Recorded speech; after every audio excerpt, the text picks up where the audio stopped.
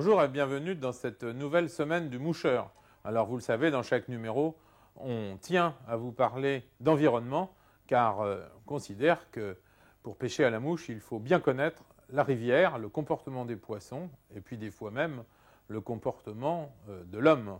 Alors aujourd'hui, il est un peu question du comportement de l'homme, ça ne nous met pas toujours de bonne humeur. Aujourd'hui, dans l'environnement de pêcheurs, je vais vous parler des centrales électriques et des barrages et des effets que ça fait sur notre faune et notre système écologique de pêcheurs à la mouche et du pêcheur tout court. En principe, on est plutôt négatif vis-à-vis des centrales, mais il n'y a pas que des mauvais effets sur l'écosystème. Il faut dire qu'en effet, des centrales qui lâchent l'eau pendant quelques moments dans la journée sont beaucoup plus néfastes sur notre système écologique que des centrales comme cela d'ici à Sordes-l'Abeille, sur le Gave d'Oloron, ont plutôt une tendance à prendre l'eau en permanence, donc ils sont moins néfastes. On sait aussi, les chercheurs savent, que des barrages en haute montagne ont surtout une manière bénéfique à créer des colques, c'est-à-dire des trous d'eau profonds qui permettent aux poissons de grossir, qui n'est pas le cas dans les ruisseaux de montagne. On sait aussi que, surtout dans les très grandes rivières, comme le Danube, le Rhin, que même si les substrats sont changés grâce à l'arrêt du courant, on arrive quand même à faire quelque chose de valable pour nous. Maintenant, voyons des choses qui sont vraiment mauvaises.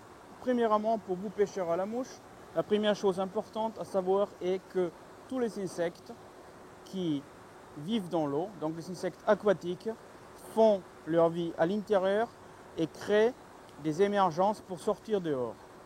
Quand vous avez un poisson qui gobe en face de vous, vous faites votre déplacement de Bordeaux, de Toulouse, de Paris, où vous voulez, vous arrivez à la rivière, elle est belle, l'eau est claire, vous voyez des truites qui gobent. Et à un moment, vous préparez, vous faites votre bas de ligne, vous mettez vos nœuds, vous mettez votre mouche, vous rentrez dans l'eau et un coup, il n'y a plus rien. Alors là, qu'est-ce qui se passe?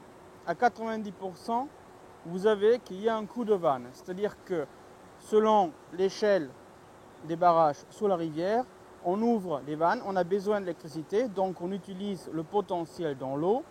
Et qu'est-ce qui se passe? Mais évidemment, le courant augmente, la vitesse d'eau augmente, et on sait que aussi bien les insectes que les poissons n'aiment pas ça. Pourquoi? C'est tout simple, je vous l'avais déjà expliqué. C'est parce que l'augmentation de vitesse d'eau fait que votre insecte, la mouche de mai ou les trichoptères, va se réfugier immédiatement dans les interstices du sol, qui va faire qu'elle n'est plus prenable pour la truite. Donc si vous avez un arrêt des gobages, c'est que la truite n'a plus rien à manger. Et comme le barrage a ouvert ses vannes et donc il y a une augmentation de courant, des truites et les insectes en amont disent attention, on ne sait pas qu'est-ce qui va y arriver, peut-être une crue terrible, on se refuge. Ça c'est la première chose qui est importante. La deuxième chose importante, c'est qu'en cas de reproduction pour les salmonidés, notamment pour les truites qui recherchent des endroits bien précis dans la rivière, donc on a déjà appris avec une certaine profondeur d'eau, avec une certaine vitesse d'eau qui correspond à une granulométrie spécifique, si on a des changements de niveau d'eau qui peuvent aller de 10 cm à 30-40 cm, il arrive souvent que les frayères qui sont choisies par la truite ne le sont plus au cas d'interruption de pompage d'eau. D'autre côté, quand on a des alevins qui sont toujours dans des plages avec un courant calme, où le plancton, donc allochtone qui vient d'extérieur, se trouve pour se nourrir, ces plages peuvent d'une minute à l'autre être à sec. Donc il y a vraiment un gros problème. Il y en a beaucoup d'autres, on en parlera dans d'autres fois, et je pense qu'il faut avoir vraiment un côté serein au rapport à l'énergie qu'on a besoin. C'est une énergie propre, mais il faut quand même voir que ça ne fait pas que du bien à la rivière. Alors après un sujet très sérieux sur l'environnement, c'est notre rubrique technique et matérielle dans laquelle Eric aujourd'hui, tranquille, sent déjà un peu les vacances, j'ai bien l'impression. Alors retrouvons-le quand même au bord de l'eau. Aujourd'hui, en technique et matériel, je voudrais vous parler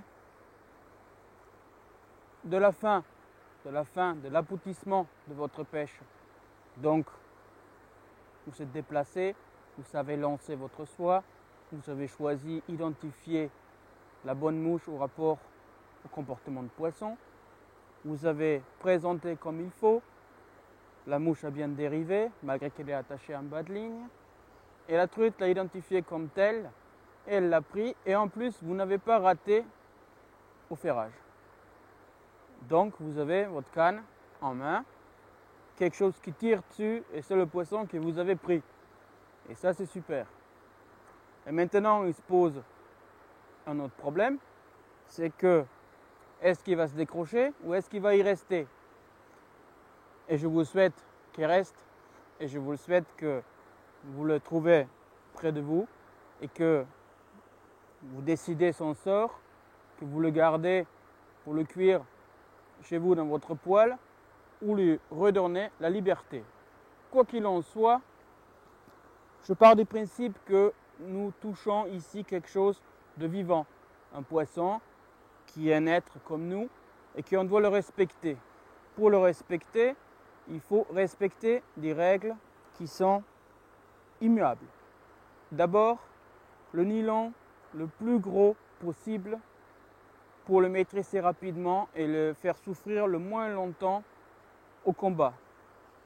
Ensuite, l'hameçon le plus gros possible pour bien le ferrer, pour le bien amarrer et pour bien le ramener. Et ensuite, il vous reste à choisir à la main nue ou à l'épuisette. Donc aujourd'hui, nous parlons de l'épuisette. Alors, il est clair que autant si vous pêchez en lac avec des berges abruptes, sans courant, il est très difficile de maîtriser un gros poisson à la main parce qu'il vient au bord, on ne peut pas le tenir bien comme il faut, on ne veut pas lui écrabouiller la tête ni les ouïes. Bon, moi je suis tout à fait pour en réservoir et en eau dormante en général d'utiliser une épuisette.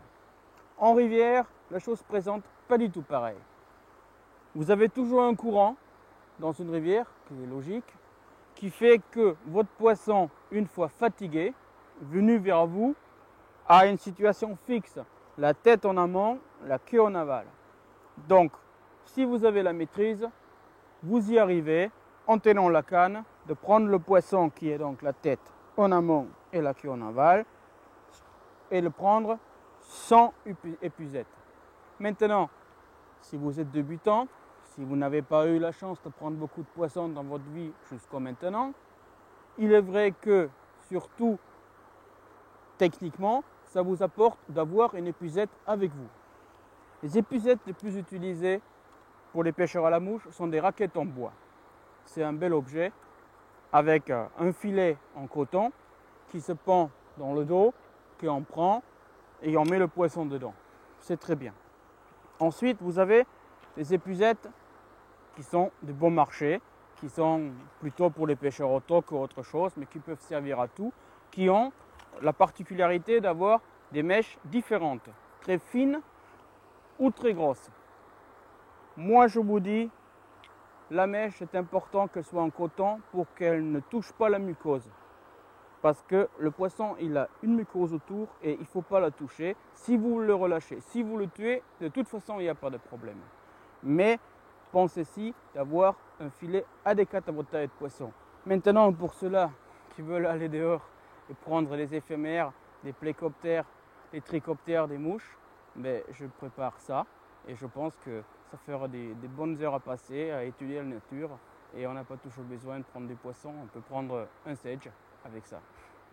Bon, ça va, vous n'avez pas trop peiné à suivre les explications sur les épuisettes. Alors ça tombe bien, on va écouter maintenant la rubrique « La mouche de la semaine ». La mouche de cette semaine est une mouche qui me convient particulièrement bien parce qu'elle s'appelle sofa pillow. Ça veut dire un coussin pour le canapé. Donc en fait, c'est une mouche de sieste. Sans rigoler, cette mouche existe. Elle a été inventée par les Américains, bien entendu. Et c'est une mouche qui a son origine dans le Yellowstone, dans le parc de Yellowstone, et notamment dans la rivière Yellowstone. C'est une mouche sèche qui est très impressionnante par sa taille, car on la monte sur l'hameçon 6 ou du 8, parce qu'on n'a pas trop l'habitude quand même en France de pêcher avec ces mouches sèches. Alors cette mouche que je vais vous montrer tout à l'heure est tout simplement une imitation de mouche de pierre en état adulte, donc en imago, donc notamment des femelles, car on sait que des mâles ne reviennent pas sur l'eau. Elle peut aussi imiter des sedges géantes, des Carpara sedges notamment, qui, là aussi, des femelles qui vont pondre le soie sur l'eau. C'est une mouche donc qui se monte assez facilement, avec des poils de cervidés, et qui flotte très très bien et qui se pêche évidemment avec un bas de ligne de au moins 18 centièmes. Mettons-nous au tableau pour voir comment elle se fait. On prend donc un hameçon de taille 6 ou 8, 3 fois long, œillet vers le bas, pour imiter cette mouche impressionnante. On fait une petite queue avec une plume d'oie rouge ou orange. Ensuite, on fait un corps en floss ou raffia ou polypropylène qui sera cerclé d'une herle de paon, juste pour faire joli. Ensuite, la chose importante, c'est une aile en poil creux, et dans le montage original, on utilise le poil d'antilope. Alors pourquoi d'antilope?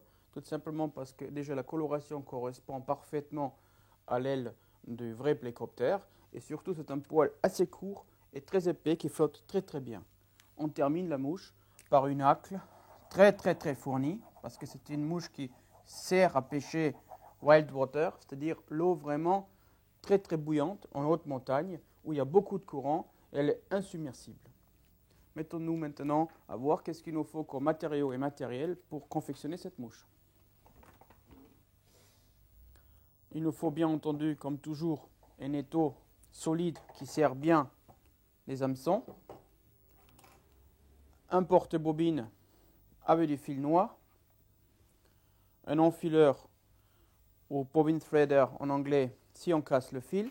Il nous faut une paire de ciseaux pour les gros travaux, une paire pour les travaux fines et une pince à hacle pour enroulement de la collerette. Enfin, une aiguille à dubbing et du vernis pour faire la tête. Côté matériaux, d'abord les hameçons. Voilà, tige longue en carbone à œillet droit ici.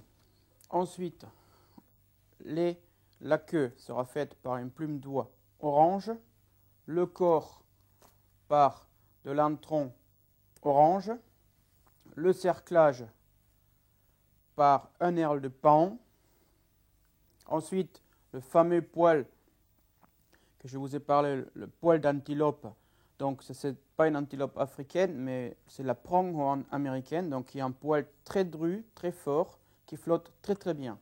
Et ensuite, pour finir, un hacle soit en saddle grizzly, soit en coup de coque grizzly.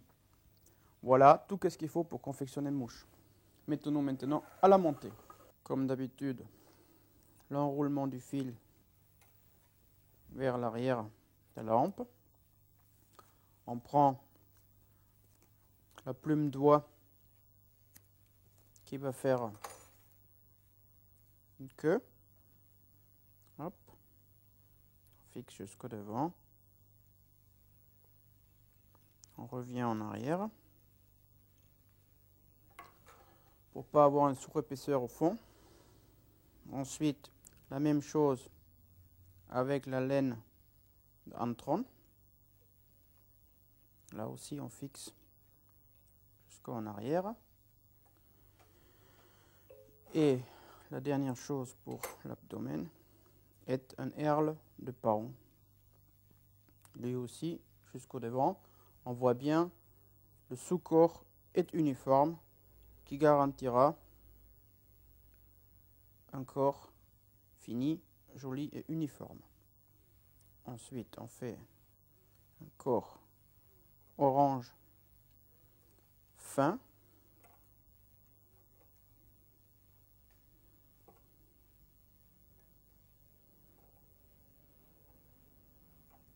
Voilà. Qui est bien arrêté par 3 tours. Fil de montage. Ensuite, en large spire, nous mettons le herle de pan qui fait un effet de segmentation de l'abdomen. Encore fixé. Hop. Maintenant, l'aile en fibre. Donc, on voit bien la texture ici, de pronghorn, antilope américaine. Donc là, on mesure. Hop, c'est parfait. On coupe l'excédent. On le fixe. Comme d'habitude, on fait 3 tours avant de tirer pour que ça ne tourne pas autour de l'hameçon. Et on va devant et on revient en arrière. Voilà. L'aile est bien surélevée comme il le faut. Bon, il reste à mettre une collerette avec un axe Grizzly que nous mettons ici par la tête, donc avec la tête de l'axe et pas par la base.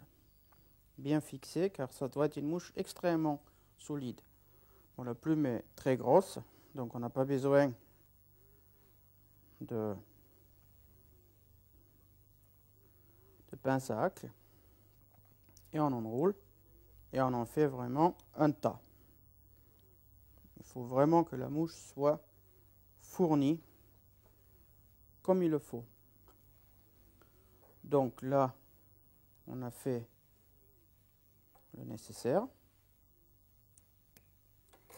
Donc voilà, pour le moment c'est fini. Maintenant on va nettoyer l'œillet en mettant en arrière toutes les fibres qui peuvent dépasser devant. On va faire les 3 demi-clés et vernir le tout. Voilà. Alors, vous allez me dire, mais cette mouche ne sert qu'aux États-Unis. Et je vous dis que non. Cette mouche est idéale pour la pêche en haute montagne, en été, et en lac de montagne, en été. Car elle limite, bien entendu, comme je vous l'avais dit, des plécoptères, donc des femelles de plécoptères, mais elle limite aussi des sauterelles, des criquets et des gros seiches. Donc indispensable pour l'été dans votre boîte à mouches. Bon, alors aujourd'hui, on n'a pas trop peiné quand même. J'ai suivi les conseils de choix d'épuisette. Après, on a fait un sofa pilot dans le cadre de la mouche de la semaine. Alors là, j'ai à peu près l'équipement requis pour aller suivre Eric, prendre quelques truites, on peut dire, en vacances.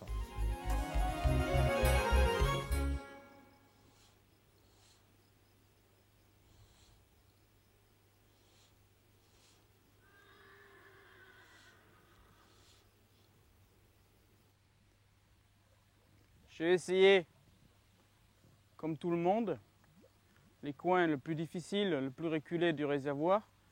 Et je me suis dit, je prends rien, c'est difficile, c'est dur, alors je vais venir à l'endroit le plus simple. Donc ici c'est super, je suis sur un truc qui est prêt pour moi et je vais essayer d'en prendre une ici parce que pour le moment c'est chou blanc. Et j'espère que je vais arriver à prendre un poisson quand même. Alors on fait toujours pareil, hein. On lance, tant qu'on peut, hop, et on lâche.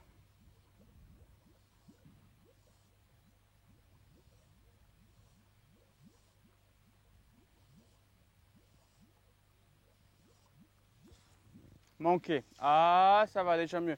Voyez-vous, il ne faut pas toujours croire que là où les autres vont, c'est pas bon. J'ai eu la première touche depuis 1 heure quand même.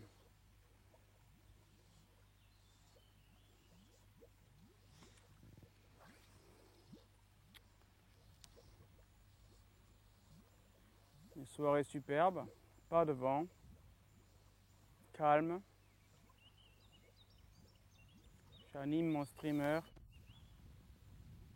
tout doucement.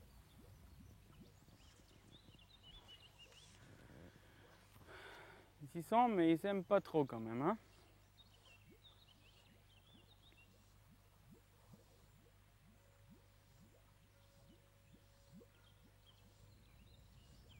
Faut se concentrer.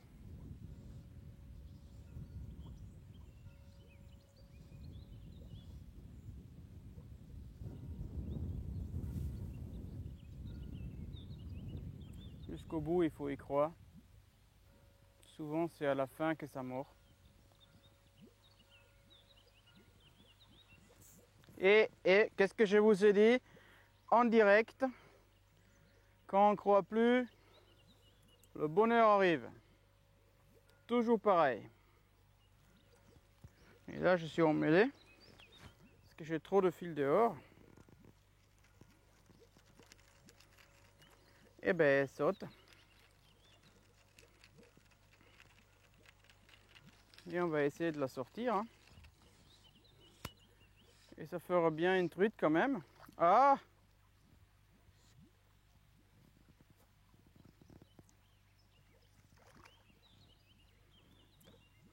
Elle n'est pas très grosse, mais qu'est-ce que vous voulez? Une truite. Alors, là déjà ça va mieux pour moi parce que je me suis dit quand même, je vous en parle du début de la pêche, débutant, machin et tout, et moi, qu'est-ce que je fais là-dedans? Et en fait, c'est parfois pas si facile, hein. Alors, en rivière, j'en ai jamais, mais en réservoir, toujours une épuisette, même pour les petites truites, parce que c'est plus pratique. Et hop, j'ai ma première truite ce soir, pris en streamer, comme il le faut. Alors, la truite en elle-même, bien entendu, c'est chouette, mais qu'est-ce qui compte surtout, c'est le calme, d'être avec la nature, la sérénité, petite truite ou grosse. Vous le savez bien, j'en ai pris de toutes sortes, et celle-là aussi est aussi belle que les autres. Je la décroche et je la remets à l'eau. Comprenez bien qu'on ne peut pas rester sur une jambe, hein, ça c'est comme avec les apéros, hein. Donc je vais essayer d'en prendre une deuxième pour vous montrer que ça n'était pas un coup de bol. Sur les fils. Et ferrage, et direct, vous voyez? À cette vitesse, je vais vous en faire même 3, je crois. Eh oui, ça marche jamais, et après d'un coup, ça va, on ne sait pas pourquoi. Ah, dans les herbes. Ah, la saleté. Dans les herbes.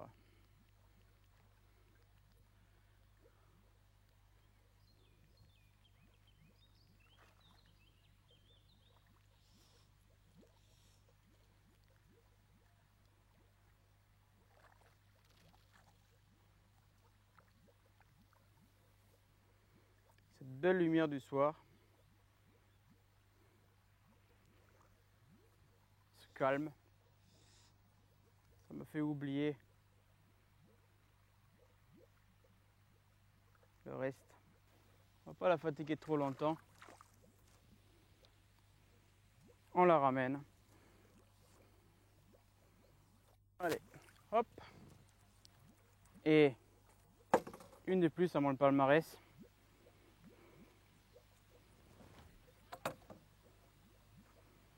Encore une truite arc-en-ciel. Belle. mais petite. Et hop, Alors moi j'ai pris le même matériel qu'Eric, vous voyez, le chapeau de paille acheté sur le marché de Casteljaloux, les lunettes polarisantes de chez Maijin achetées à l'Optique Martin dans la grande rue de Casteljaloux, qui a des lunettes polarisantes extraordinaires. Et maintenant j'ai tout ce qu'il faut, je vais aller le retrouver pour moi aussi prendre quelques truites. Et puis je vous dis à la semaine prochaine. Bien entendu, si vous voulez plus de renseignements sur toutes sortes de choses, consultez le site de l'émission. Et puis si bien sûr vous n'avez pas encore Internet, il va être temps de vous y mettre, mais vous pouvez quand même appeler le répondeur de l'émission. À la semaine prochaine.